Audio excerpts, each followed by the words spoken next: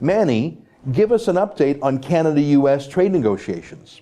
Thank you, Ezra, and I will. I have been studying this issue for about 2 years. Even before Donald Trump became president, I was part of an international legal association that was predominantly with American law firms and American PR firms. And I was saying what Trump is saying today.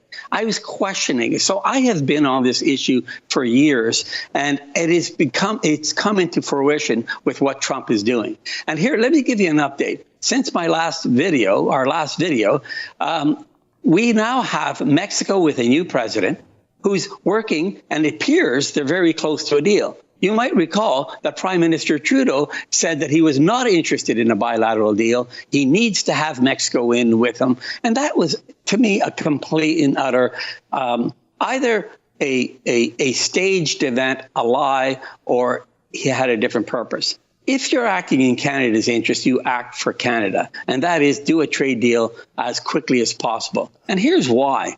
Trade is not a right. I mean, people got to understand that no one has a right to trade with any other country. It's done by way of agreement. We don't have the right to put a McDonald's in North Korea. We don't have a right to. So we need an agreement, and that's what we have. And it's worked very well for Canada. How well?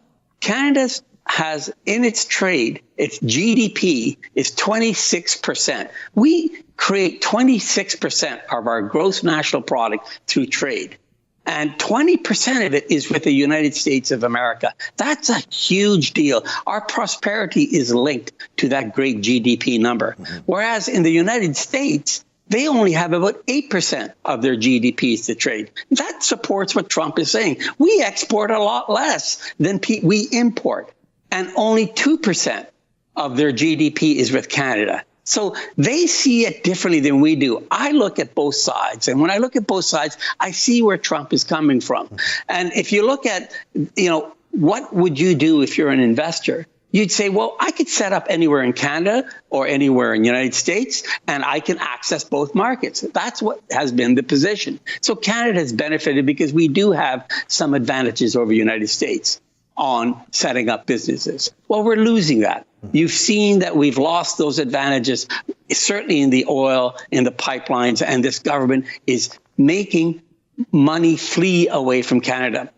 Now, this trade discussion is in a uncertainty. Every month that goes by, Ezra, billions of dollars leave Canada because it's uncertain. Are we going to do a deal? Why is the Prime Minister not interested? Why is he always on vacation, not cementing this deal? Why is he not working for the interests of Canada?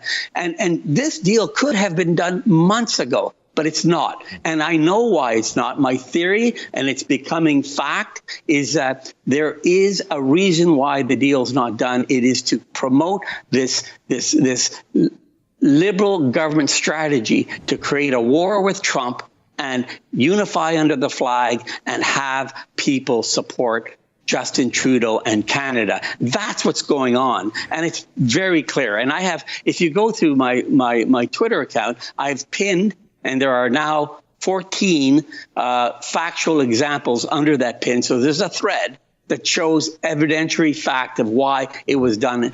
This trade is done to delay intentionally for political purposes. Well, we'll put underneath this video a link to help people find your Twitter account. Yeah. And by the way, I know exactly what you mean about the Liberals wanting to fight with Trump for their political benefit. And both Gerald Butts, the principal secretary to Justin Trudeau, and more recently, Minister Haidu, I believe she's the Labor Minister, have made public statements to that effect. We'll put their tweets on the screen right now. Right. Gerald Butts saying, remember this when we're in election, who's for, I mean, basically demonizing anyone who would affiliate with Trump. And Minister Haidu saying the same thing. I think they actually want a fight so they can run against Donald Trump, who they think domestically is unpopular. They're willing to sack the deal to have Trump as an enemy. I think that's very reckless. I read that tweet from Gerald Butts, and I was so alarmed. And to me, it was a smoking gun of an admission that they want this trade. the day that, and that's also, and you're going to show it. That's wonderful. But the day that he tweeted that was when the NAFTA negotiations were at the worst. And I ask you, and I ask every viewer, who spikes the ball, as Gerald Butts did when the NAFTA negotiations were at its absolute worst? He basically said, "Look at us. We wouldn't fold like a cheap tent like the conservatives." Right. And then he says, "Remember this in 2019. I mean, if I had Butts on the stand, that would be a clear admission that the purpose of delaying NAFTA and trade and putting Canada in possible recession is for political advantage." I'm not the prime minister, and the prime minister, Prime Minister Harper, who may have said it sotto voce or may have said it subtly. I would say clearly, it is my clear opinion that it's done intentionally. Right. Yeah, that's what Stephen Harper said, and I think he's right. Now, let me talk about an interesting development. You mentioned, and we all know that Justin Trudeau was insistent that NAFTA be a three-way deal, and he was sort of trying to triangulate against Trump by allying with his buddy, the former president of Mexico. But as you mentioned, Mexico has a new leader, and that new leader is quite hard left-wing. Yes. According to media reports. He's not quite Hugo Chavez left-wing, but he's very rambunctious left-wing. So, and Trump, for decades, has been railing against Mexico and trade. So you would think that between a hard left-wing Mexican president and Trump and his history of poking back at Mexico, that those two guys would be a disaster together. But if press reports are to be believed, and actually I think Trump tweeted this himself, he's actually closer to a deal with this new Mexican president than he is with Canada. And he's never had a quarrel with Canada before. But Canada wants a quarrel with him. Wouldn't it be shocking, wouldn't it be terrifying, Manny, if NAFTA evaporated, but Trump actually did an art of the deal move with this Mexican leftist? Trump does deals with anyone and everyone. He's trying to do a deal with Kim Jong-un in Korea. He's trying to do deals with countries around the world. Wouldn't it be something if he got a deal with Mexico on his own and Trudeau and Canada were left hanging outside the tent?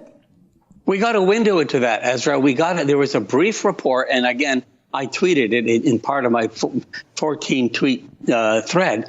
But I think Leitzner, the trade negotiator for USA, he actually said he was dumbfounded. He was shocked because he thought he would have Canada at his side to demand that Mexico, in this three-way trade deal, have a minimum wage, because they wanted to raise the minimum wage in Mexico in order to make a trade deal more equitable. Canada was not at his side. He couldn't understand. He couldn't understand, why is Canada not asking that Mexico have a minimum wage, yet they're demanding United States to have unionized workers. It didn't make sense to him. It makes sense to me.